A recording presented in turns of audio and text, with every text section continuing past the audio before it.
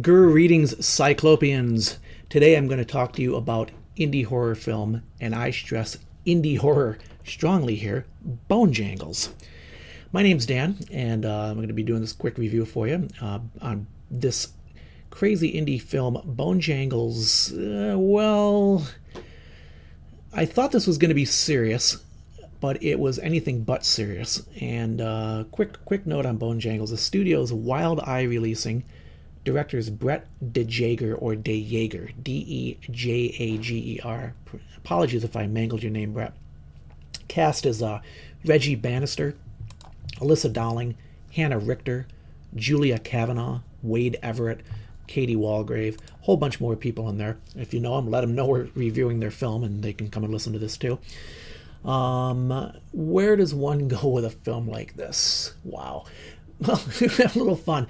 Bad jokes, a town full of zombies, ghosts, witches, haunted houses, goofball cops, an invincible killer who hates anything associated with women.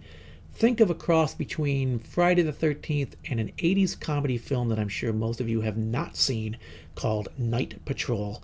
And that was about a couple of wacky cops on the LAPD. Ironically, this is kind of an interesting note. The comedy Night Patrol starred Linda Blair, which brings us full circle back around to the horror field again. It was not one of Linda's better movies, by the way, but if you're looking for some 80s slapstick humor, go look up Night Patrol.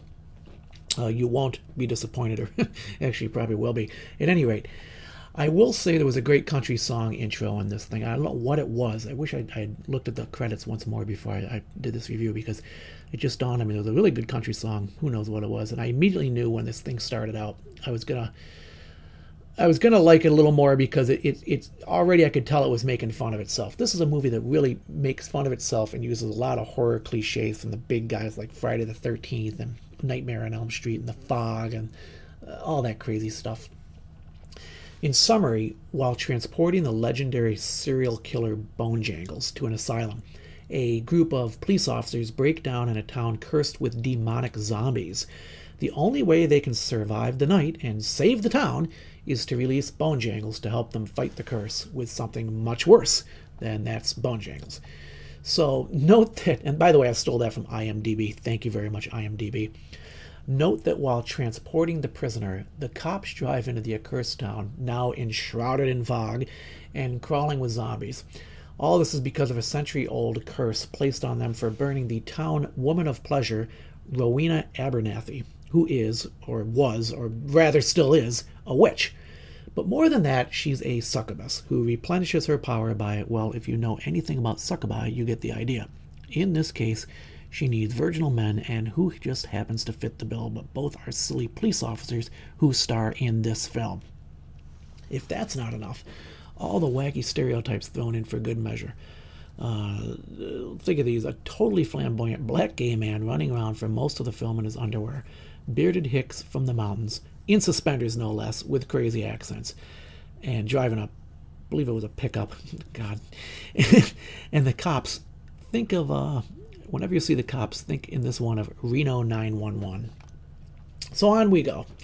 There's murder and blood and gore and screaming and nudity and running around, and sometimes this is set to techno music, and the story at times just seems to go wherever it wants. In short, do not go into this movie looking for serious horror, and if you do watch this movie, you better have a good stomach for yuck joke style comedy.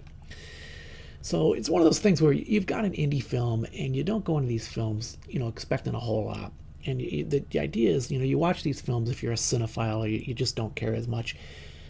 You can't go in on defense with your hackles raised looking for a way to tear this film apart, because a lot of people have, and I don't know if it's even really fair to do, because it's an indie film, it's low budget, it's kind of silly.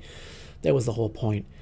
Once in a while, though, you do get a winner out of these indie films. One of them comes to mind being Pitchfork. That was a good horror indie film. It wasn't bad. It had a few flaws in it, but overall it was a decent film.